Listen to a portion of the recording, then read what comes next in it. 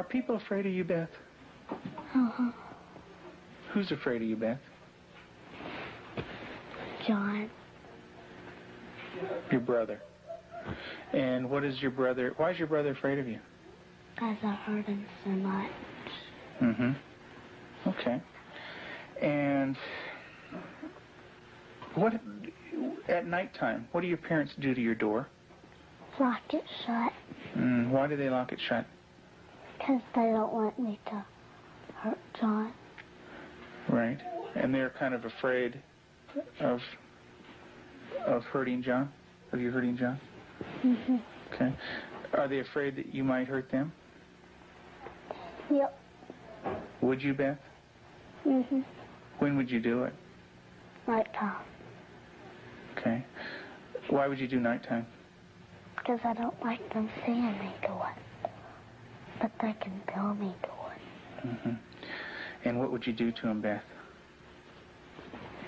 Stab him. Okay. What would you stab him with?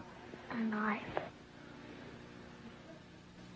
The program you are about to see was compiled from the actual therapy tapes of Dr. Ken McGidd, a clinical psychologist specializing in the treatment of severely abused children.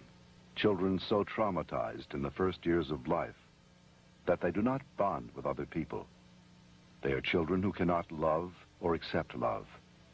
Children without conscience who can hurt or even kill without remorse. This film shows the devastating effects of abuse on a child.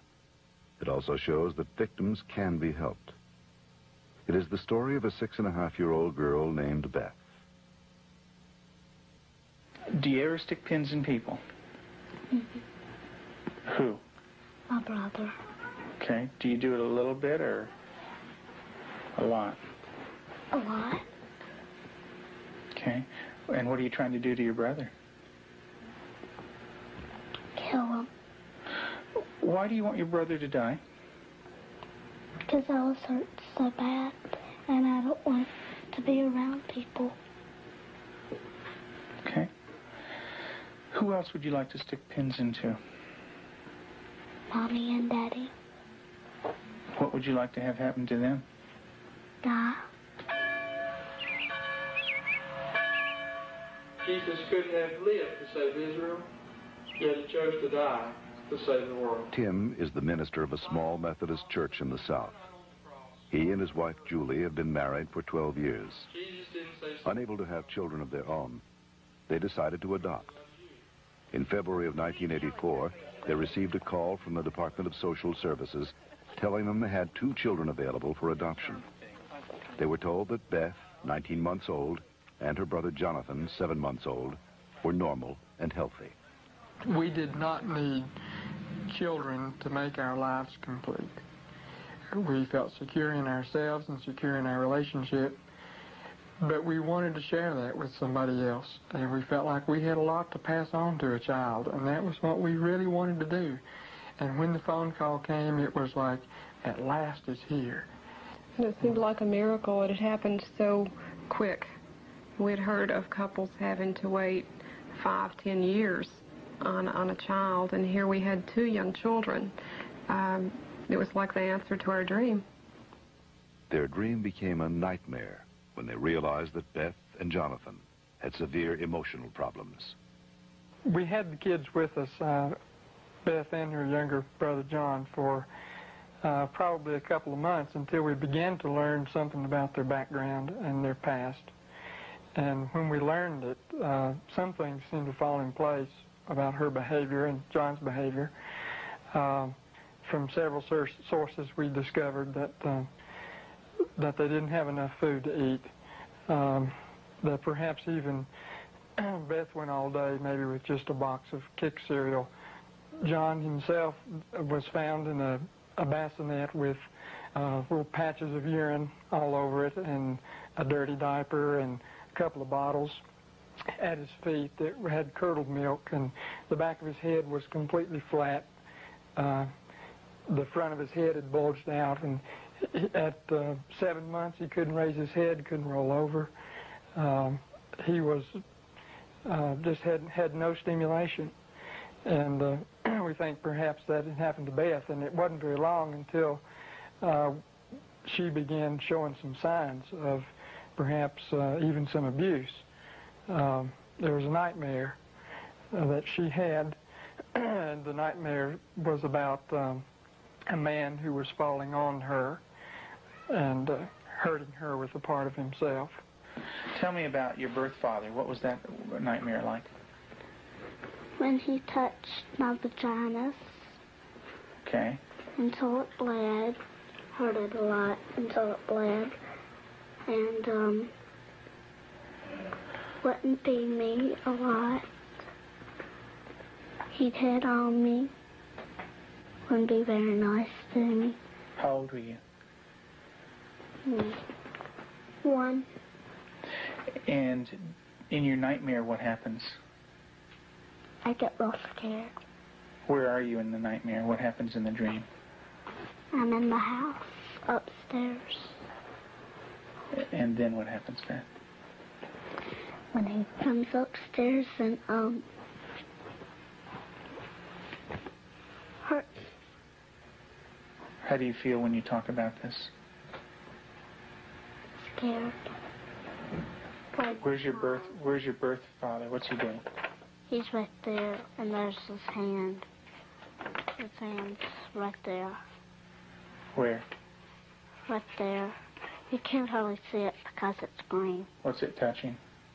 My vagina. And what is your birth father doing? Hurting it.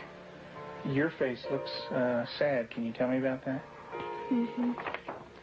It's crying because there's dots of the tears. Beth had endured severe neglect and abuse as a child. Her birth mother died when she was 1. Because of these early childhood experiences, Beth never developed a sense of conscience, love, or trust for anyone. The early sexual abuse by her birth father would cause her to exhibit inappropriate sexual behavior, especially toward her brother. Does your brother have private parts?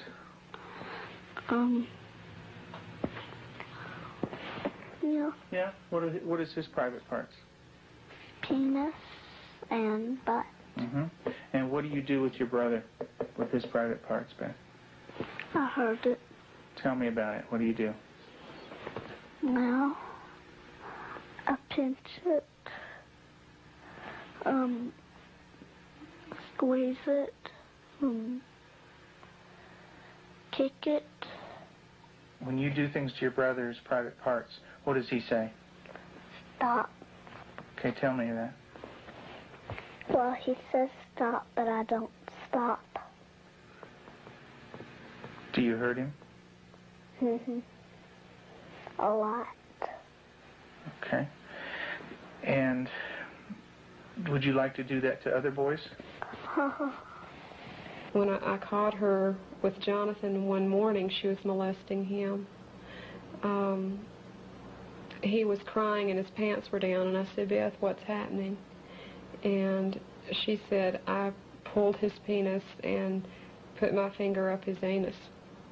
And I said, didn't he say to stop? And she said, yeah, he did. And I said, did you? And she said, no. Have you ever rubbed your private parts? Do you do it a lot? A lot. How much do you do that? Not every single day, and that's until I did it every single day until it got real bad and messed up, and I had to go to the doctor, and I did not like it. What do you mean by real bad? Well, it looked real raw, got all kinds of boo-boos on it, germs, a lot of stuff from my hand. And it bled? She started to masturbate at inappropriate times. I remember one time, specifically, when we were at the hospital waiting for Tim to come out. He was there visiting. And Beth and John were in the back seat, and I turned around, and she had her legs spread and was masturbating in a public parking lot. And I had tried to explain to her numerous times before that that's private area. You don't do it in public places. And gone over that with her, and and it never seemed to faze her. And Julie, how often would your daughter masturbate? daily, constantly. Do you have animals, Beth? 4 of them. Can you tell me their names? Clyde, Shuggy, Darcy, and Annie. And Daddy said a day ago that there was a stray cat who did not have a home, so Daddy was taking care of it and took it to the vet when he had his flight to go. And what do you do to the animals, Beth? Stick them with pins. Do you stick them a little bit or a lot? A lot. What are you trying to do to the animals, Beth? Kill them. What do they do when you stick them with the pins? Well, Annie cries. She's a dog. She got baby birds down out of the nest, and we thought maybe she was just curious. So we explained that she could hurt them, put them back, and went through a whole sitting down and talking to her about the problem of it. And the next day we went out to check the baby birds, and they were on the ground dead with their necks broken. Let's talk about what happened once when you were smaller, when you found some baby birds in a tree. What did you do then? I took them out. Mm-hmm. And what did Mom say to you? That the mother will not come back if somebody touches her baby. Mm-hmm. Are the baby birds kind of small? Can you describe them for me? Well, they don't have their eyes open, but they can hear me, and they look up. Are they kind of helpless? Little baby birds? Can they fly? No. Can they run away?